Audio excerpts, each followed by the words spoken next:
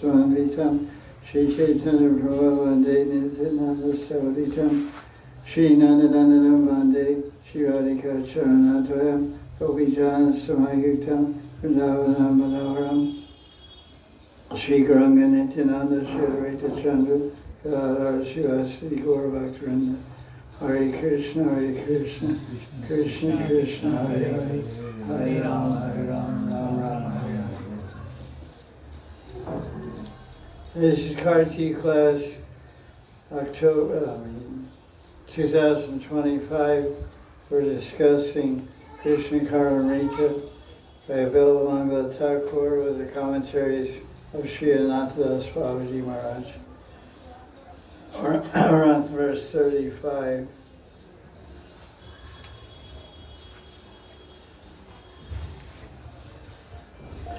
Puna prasanendu makina tejasa puravatir nasya kripa mahambude tad eva lila murali ravamritam samadhi vignaya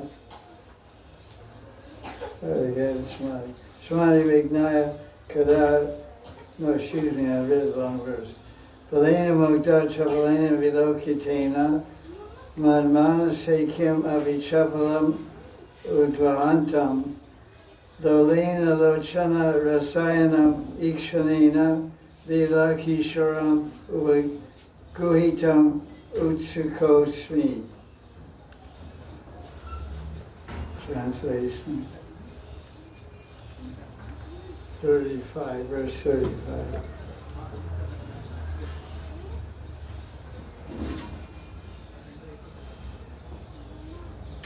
I am very eager to embrace the playful young boy Krishna with my restless, longing eyes. Krishna is delightful to see with his tender, charming, darting glances. He fills my mind with an indescribable agitation. So that's one translation. There's another one here, Ananta Babaji's book. Krishna has agitated my heart immensely with his soft, charming, and mischievous glance. He is a feast for the eyes. Now I am eager to embrace Lila Kishore with my thirsty gaze. So Ananta Babaji has collected 4 commentaries here in this verse, his own and Krishna's Kaviraj and Gopal Goswami, and also someone named Sri Krishna Chaitanya Das. So firstly, he explains Krishna's Kaviraj Goswami's commentary. He says, the Radharani in this verse, as I mentioned, these verses all the way to verse 55 are spoken by at one level. Ananta says earlier on in the book, by the gopis in separation from Krishna during the rasa dance. They're hankering to see him and remembering his form and love and pastimes. So many verses on the same theme. So, Kaviraj Goswami explains that this verse Radharani is plaintively calling out for Krishna. And her Sakhis are telling her, "Oh Radha, you know Krishna is merciful. He will come automatically to see you. Why are you so agitated?" But Radharani is only finding fault with Krishna and expressing her love, anger. So then he quotes Govinda Das, the poet, gives his version of this verse. Radha is saying, "Sakhi, I have always been very unfortunate. I don't want anything else but to see Krishna for a little while. Oh Sakhi, I don't even have this much good luck. That Lila Kishore sent me to a secluded kunj along with crores of gopis. Then Radharani weeping and sighing and saying, I'm eager to embrace that Lila Kishore with my eyes. My eyes are extremely impatient to see him. If Krishna doesn't want to give darshan, then why did he glance at me before the rasa dance with his mischievous eyes in the first place? He alone is responsible for creating this agitation in my heart. It's not only my fault, it's also Krishna's fault. Now it's not time. Anyway, Sakhi, now it's not the time to judge Krishna's faults. My soul is immensely agitated for Krishna's darshan. I and all of you are also yearning to see Krishna. So, now, he goes on about this whole idea because it describes the beauty of Krishna. His eyes are a feast, his soft, charming glances. So Ananta spends a lot of the purport glorifying Krishna's beautiful eyes and face. So hearing about Krishna's Leelas is a feast for the ears. Seeing his body is a feast for the eyes. And hearing his amorous talks with the gopis is a feast for the heart. And the touch of Krishna is a feast for the sense of touch. O Sakhi, Krishna is the embodiment of Ras. So, they're saying, Govinda Das Kavi is saying, gopis are not worried about their family, their shame, or anything of that nature. And although Krishna appears before me, he's appearing also in my mind, casting mischievous glances. So, Ananta goes on to describe more about the charming glances of Krishna, how the gopis are so overwhelmed by his glances, and it creates great anxiety in their hearts. And they're criticizing him also for being so naughty that he's captivating them with his glances. And then Ananta Babaji explains the relationship between mercy and desire. He says that let's try to understand Bilamangala Thakur's verse from the angle of a sadhaka, someone who's practicing bhakti bhajan. And he says, if Krishna doesn't show mercy and awaken the desire for his darshan in the heart of a devotee, it's impossible to get such a longing for darshan.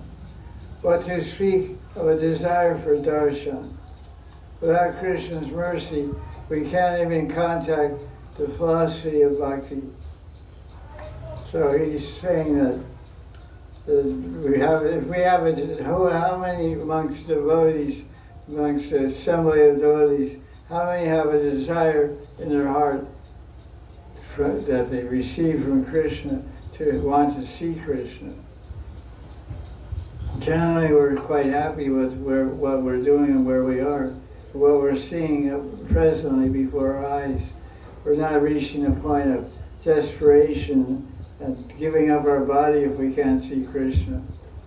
But to have that type of intensity of desire shows that Krishna is personally given a big dose of mercy to a devotee. So Bilamangala Thakur, his heart, he's saying, my heart is agitated by seeing Krishna's glance in my meditation. So to have that desire to see Krishna with the eyes means that Krishna is blessed Bilamangala Thakur with that desire. So our position, not having that desire, we pray for Krishna's mercy. Please give me the desire to see you. Because we have so many things on our mind to see and wanting to see. Even they have it in the modern world, people make lists of things they want to see before they die. Some material things, places in the material world. So the devotee should have a list of people and leelas that he or she wants to see before they die. Like a bucket list. Huh? Like a bucket list.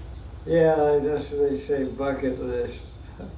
Kick the bucket and see your Krishna.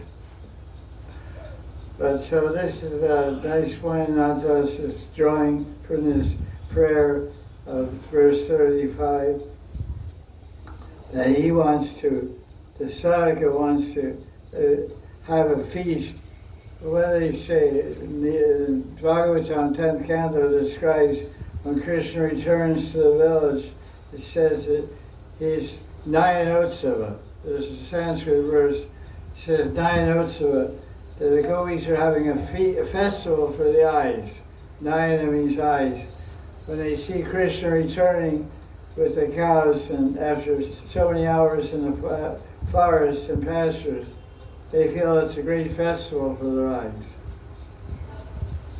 So they're, of course, as a result of the love.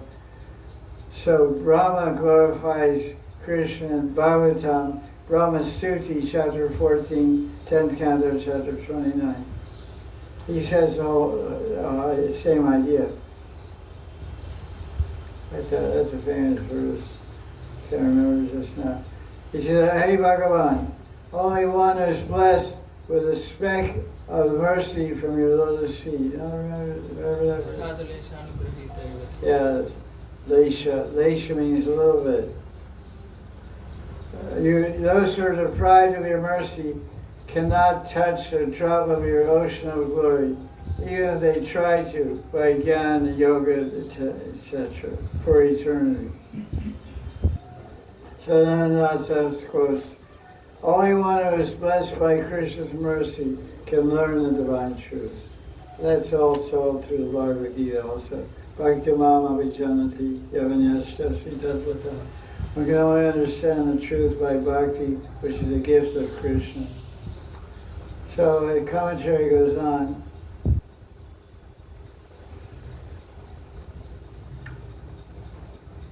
Lord Chaitanya, he quotes Lord Chaitanya,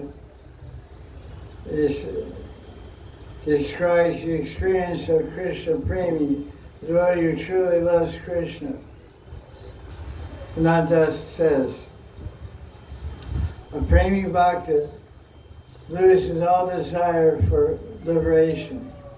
One becomes a servant of Premamaya Krishna, becomes very anxious to touch Krishna's feet, and the eyes become very thirsty to have Krishna's darshan. Krishna's beauty and glories are so attractive. It's really amazing when you read this book, because it's all about the glories and beauty of Krishna. And basically Radharani hankering to see Krishna and experience Krishna. And sometimes there's pastimes described. And every verse for 100 and some verses, the purports are the same. So Nanda's Babaji is not getting bored or tired of glorifying Krishna's beauty and just describing eagerness and thirst to see him. So this gives us an indication of the state of exalted consciousness that he's in. He can write page after page saying the same thing. Because why is he doing that? He's an acharya, he's a guru. He's trying to drive these points deep into our consciousness, into our subconscious mind, so that we also think and speak like this and desire like this. Eventually, I say, one way of learning is repetition. You repeat over and over again, and then you learn the subject matter. So the idea that he's repeating over and over, because every time I read the purport of the verse, it's the same as the purport of the verse before it. So why is that? We have to ask the question, why is he doing that? He's a guru, he's an acharya. He's a Rasic Vaishnava.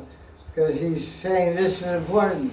Catch up this idea, catch up this desire, catch up this hankering, this urgency, this eagerness and enthusiasm to see Krishna and appreciate his beauty. Like he keeps throwing, keeps throwing out a verse about Krishna's beauty. Do you like this one? No. You scroll down your phone looking for something to catch your attention. Hey, so many things, and that's a good exercise. Okay, I'll do that. Or whatever. So he keeps throwing out verses and description of Krishna's beauty, hoping that one will hook our mind. That one. Like someone has a favorite verse, right? So so you might be thinking, I'm hearing this every day for 30 days. So that's what, you have to get ready for that. So I'll let you know ahead of time so you don't have to come tomorrow. Because the message is going to be, the class is on rewind. Replay for 30 days. Maybe something new will come, maybe not. But, so that's the gamble. The stakes are high. You may win or you may lose. Anyway, let's go on. Krishna is all attractive, all pleasing and delightful. Krishna forces us to forget everything else. So we have to ask ourselves, are we forgetting everything else?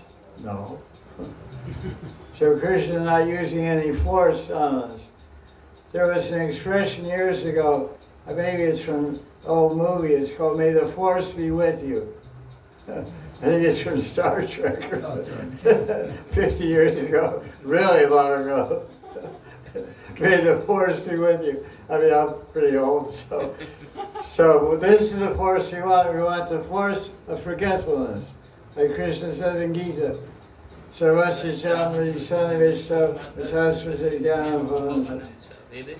says, Apohanam, forgetfulness comes from me. So Krishna, let me forget, I'm forgetting you and remembering everything else. So let's switch it around. Let me forget everything else and remember you. So that force we want to be with us. So we pray to Krishna for that force. Krishna's fragrance makes us forget material enjoyments.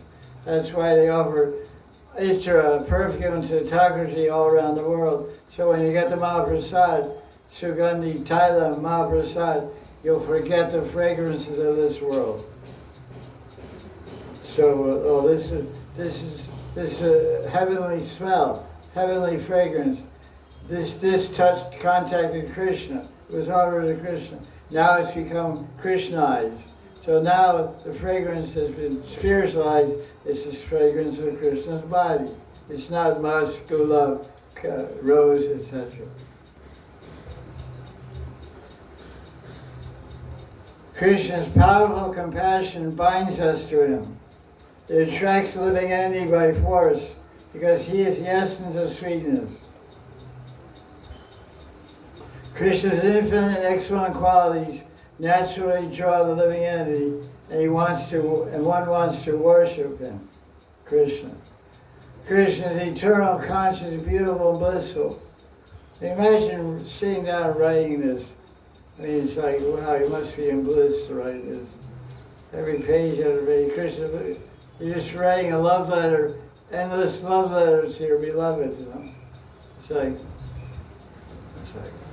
it doesn't stop. I mean, it's a 400-page love letter, 400-page book, 400-page love letter to Krishna. I can't write one page. I can't write one sentence. It's very embarrassing. Krishna is all opulent, all sweet, all merciful, all magnanimous, and full of parental love for his devotees. Krishna has extraordinary beauty, rasa, fragrance, and all other excellences. He attracts different people by his different qualities. He stole the minds of the four Kumaras with what? His fragrance. He stole Sukadev's heart. How? Hearing. No. Glories. What did he hear? Pastime. Yeah, these guys are a good team. one of them gets the end. It says that he stole it by hearing the pastime. The pastimes of compassion. He heard two verses. One from the third canto by Uddhava, another one by the Gopis in Venu about Krishna's beauty.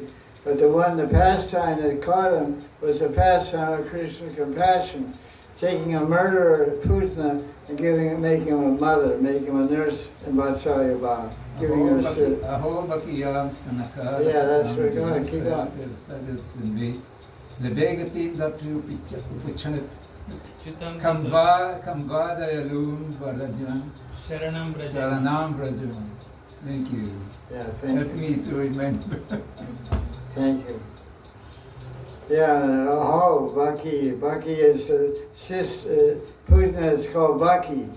Sister of Bakasura. Sister of Bakasura. And she had more poison on her breast than the Kir Samudra Mantan, when they were churning the ocean of milk and all this poison, Kalakut poison. It was more than that. So Krishna drank that and took away our materiality and blessed her with Siddhadeya. So that's an amazing pastime. That gives us hope. That Krishna's holy name will take away all the poison from our heart. The poison of lust, greed, anger, envy, etc. And give us a Siddhadeya in Brahmaloka Vrindavan. That's what we want. So that's great encouragement. The story of Putin, and of course Narada Muni also. So Krishna stole, attracted Rukmini. How? Simply by hearing about his glory. Yeah, that's what it said. Hearing about his beauty and excellence, that's what it's the answer. He stole the heart of Lakshmi. How? Lakshmi Devi. By Lakshmi. With his flute. Flute.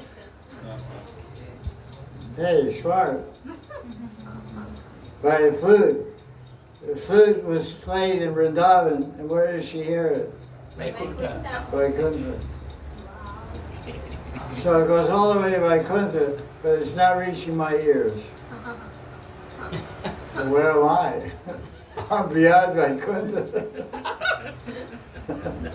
I'm really outer space.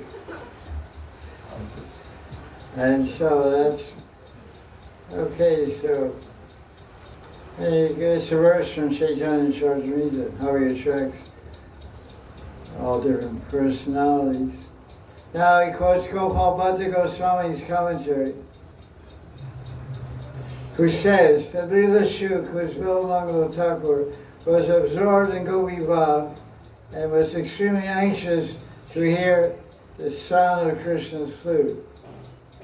So here in this verse, he's expressing the desire to see Krishna playing his flute. The gopis also pray to Brahma to bless them with crores of eyes to behold Krishna. That's in the Bhagavatam, of course, also. The gopis curse Brahma for giving them only 2 eyes. Actually, they call him stupid. They say, you're a dunce, you're a child. They call Brahma a child, you don't know how to create.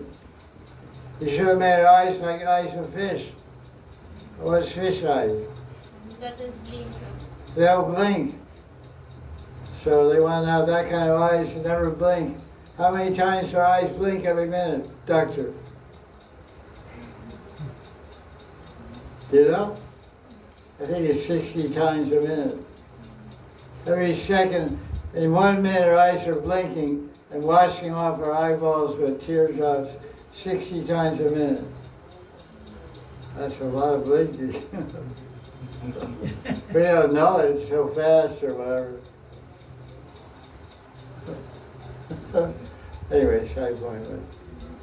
The gopis don't want their eyes to even blink. It's called Nimesha. That verse is there also with that word in it. Nimesha. Nimesha means the time it takes to blink the eye. Oh, there you go.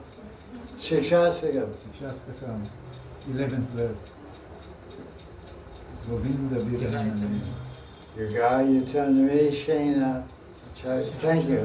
It's also in the 10th Kanabhava. Same word, Nimesha. Okay, so now Ananta describes how to take darshan of Krishna. Because this is a word in line 4 of the verse. It says, Upaguhitam. Guhitam. Krishna's Maharaj explains this word means darshan from nearby. What sort of eyes does Babaji Thakur want to take darshan? The words are lolitam. He wants very thirsty eyes. He wants to see Krishna, who is a Rasayanam. He describes, so Babaji Thakur describes Krishna in this verse 35, Lochan Rasayanam. I think it's true.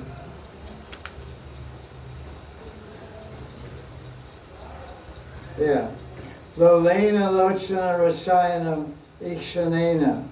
Lolena Lochana Rasayanam. So everyone knows about Rasayana, Brahmi Rasayana, so many types.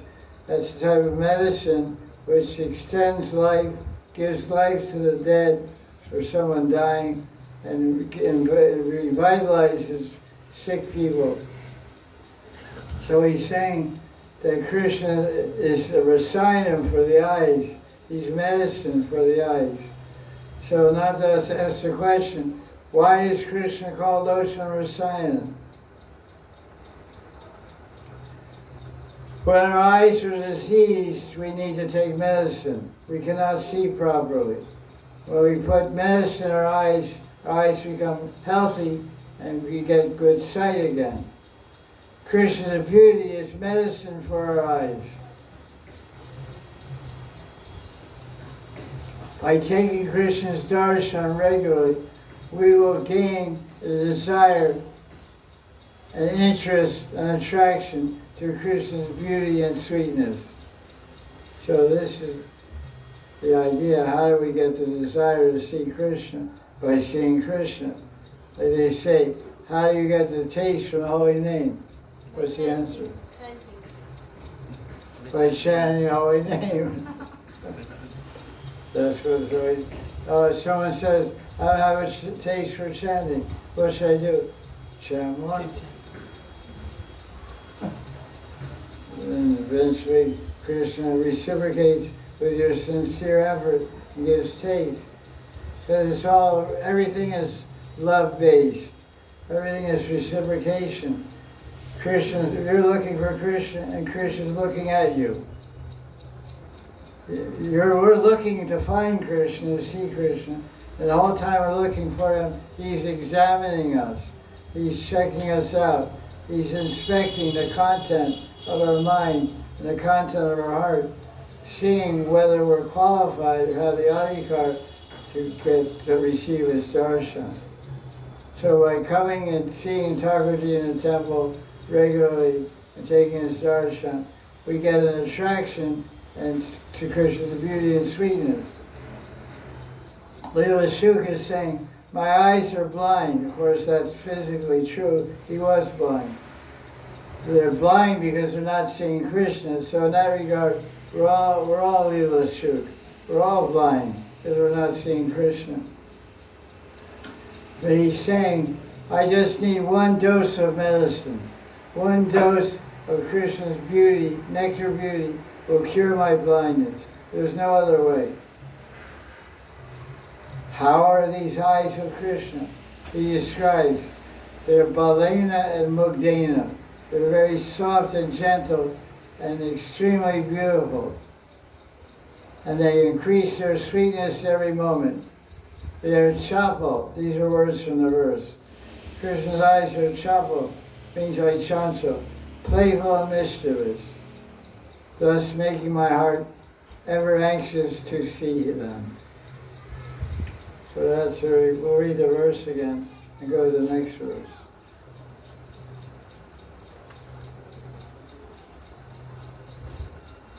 Krishna has agitated my heart immensely with his soft, charming, and mischievous glance, which is a feast for the eyes.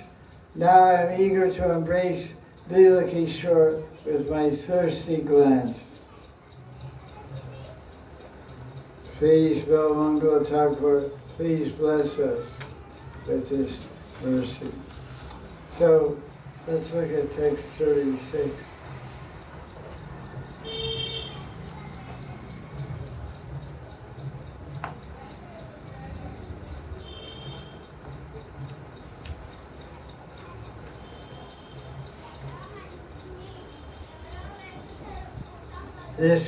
This was about seeing Krishna and glorifying his lips and hearing his flute.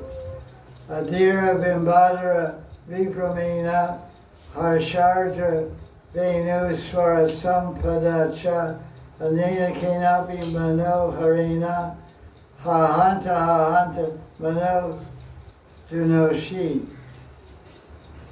O Krishna, the playful movements of your restless red lips, the flood of your joyous flute sounds, and other such enchantments of yours are, alas, alas, tormenting me.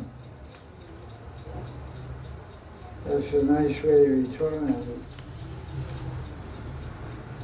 Alas, alas, how you are scorching my heart with your indescribable, mischievous, alluring, mesmerizing, rosy red lips, and by the exultant resonance of your flute.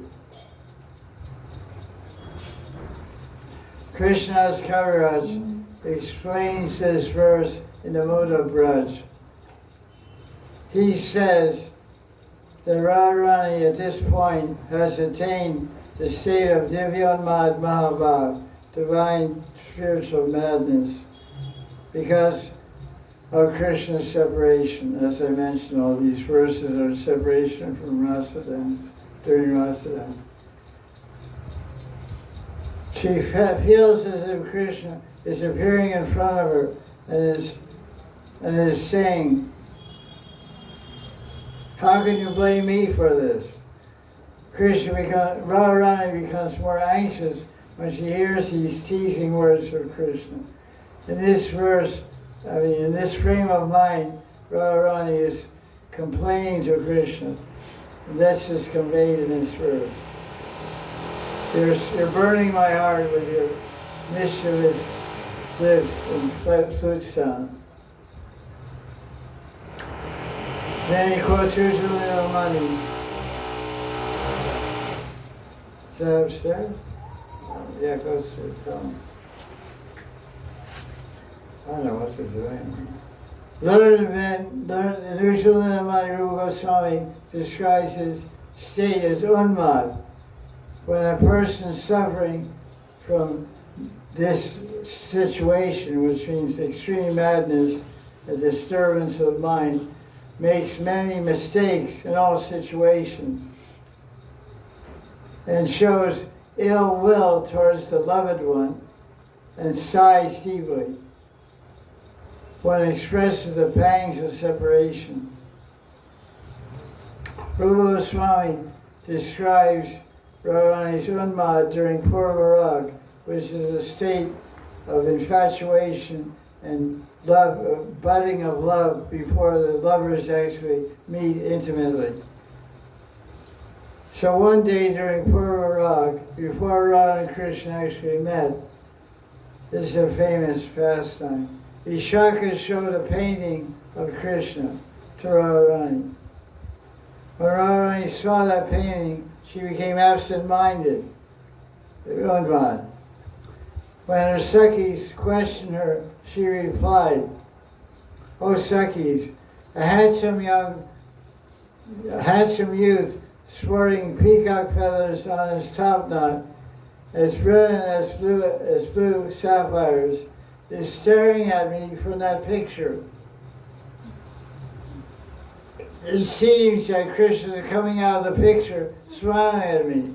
Oh, the moonlight scorches me like fire, and I feel fire as cool as moonlight." So this is kind of, bewilderment and love. The moonlight, which ordinarily kindles passion and romantic desire, appears like fire, and the sweetheart wants to die by entering the fire and gain peace, as fire appears as cool as moonlight.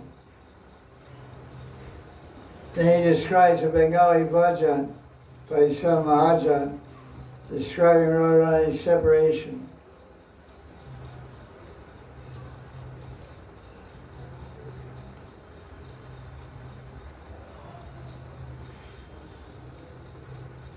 It is spring season, and the garden is full of blossoming flowers.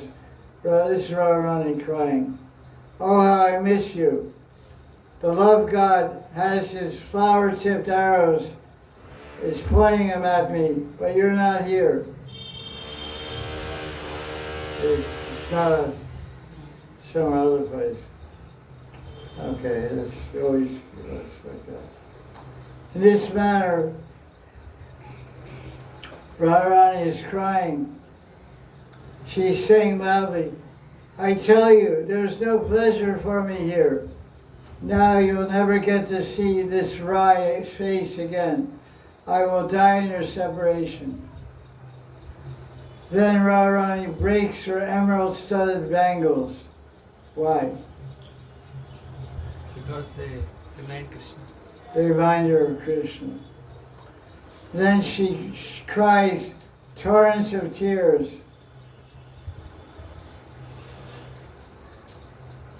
Her hair is loosened and she can't control her mind. She repeatedly repeats the name Panapati Daman, means some Bengali phrase, means, Kaliya Damana, means one who has delivered Kaliya Nag, or Sri Krishna, Panapati Daman. Her heart rips apart in love for her Mohan. Her Sakhis will never see her again. Paul Govindadas is worried whether this will really happen. In this Unmad state, Radharani feels as if she's seeing Krishna in front of her. So she says, "You cheat." Imagine she's just in her room speaking to the air. "You cheat." It's like a monologue or soliloquy, just speaking alone into the air. "You cheat. I am forever feeling as if I can see your red lips that seem to be conveying to me some silent message. You may say that it's my mistake, but I'm not mistaken. I'm really seeing you." So Krishna might say, if Radharani, if you're really seeing that I'm sending you silent messages, then please go to the flower grove. To this, Radharani replies, "Your rosy red lips are such that no one can make out whether one is really seeing them or not seeing them. They're like a mirage. They only steal our hearts and we achieve nothing in return." Now, Ananta makes a comment on this. He says, "Krishna's sweetness is very strange. The thirstier you are to see Krishna, the more you relish. the more you relish Krishna's beauty, the thirstier and more eager you become to see his beauty. This love thirst is never satisfied. You may relish Krishna's sweetness forever and ever, and yet feel that you haven't tasted anything. Relishing Krishna's sweetness is like seeing a fantasy. I don't know what it means. What's the real word? What is the word, proper word? Maharaj, I think. Yeah, relishing his sweetness. This person is Bengali. I don't think it's the right word. In other words, you think it's not really there or whatever. You can't reach the end of it. So Radharani goes on and says, the song of your flute is making me cry. Its rich melody is agitating my heart. You can never understand how much I am suffering. Alas, alas, how I am burning. You're happy being a lady killer. That's interesting English. You're never afraid of murdering women, are you? So Radharani is very angry. In Siddha state, Leela Shuk, the author, as a gopi, is saying, "Oh Krishna, your red lips are like a mirage. The rich melody of your flute is Maya. Although it attracts us, it only burns the heart. We are in the sweet mood of Braj, cannot understand whether your sweetness is nectar or poison."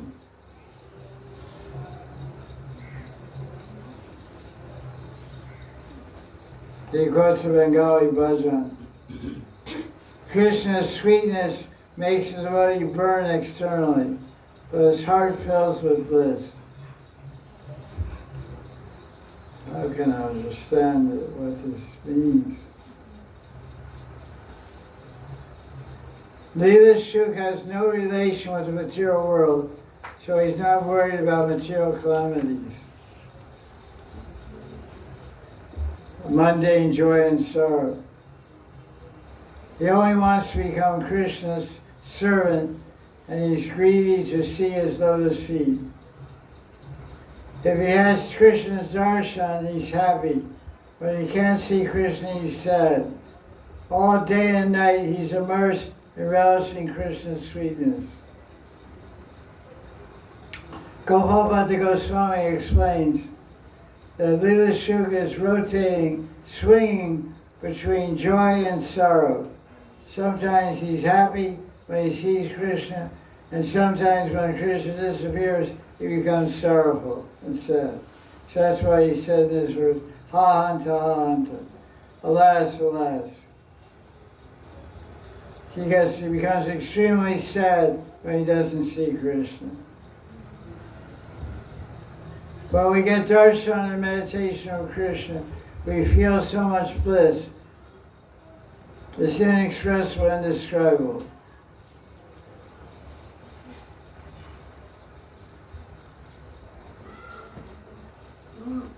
He quotes v.35-36. Gopal Kumar describes to Jana Sharma,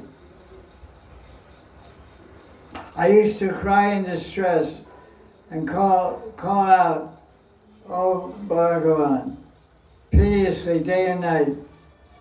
I didn't realize what I was doing. Was I getting happiness or sorrow?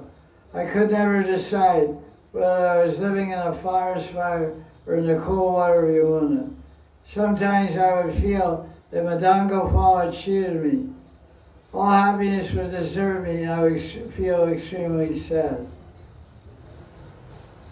So Ananta's comments on this from v.35-36 says, this is the life of a devotee, agony and ecstasy, joy and sorrow. Sometimes one is in the brightness of joy, and sometimes cast in the darkness of separation and sorrow. How is Krishna's flute? Chaitanya Das explains. He says, "O Adira, O restless one, You're agitating me with the illusion of your lips. She's remembering them. You are so captivating I cannot describe it. The song of your flute is repeating the same thing. It is very sweet and attractive. Therefore it's stealing my heart. So this is another verse glorifying Krishna's sweetness, his flute playing, and how Radharani is becoming mad to have his darshan. The idea is we're hoping a drop of this ocean of love and prema will fall on our hearts. That's the idea. What time is it now? 4:53. 4:53. 4:53. So I think that's it. We'll start tomorrow, verse 37.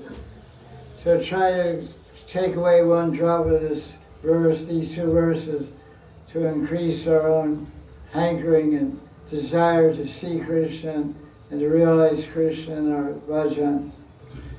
That's the encouragement of Ananta Babaji to pick up this mood of Vivekananda Thakur, of hankering and intense attachment to Krishna. Jai Jai Sri Radhe. Give this to all the guests first.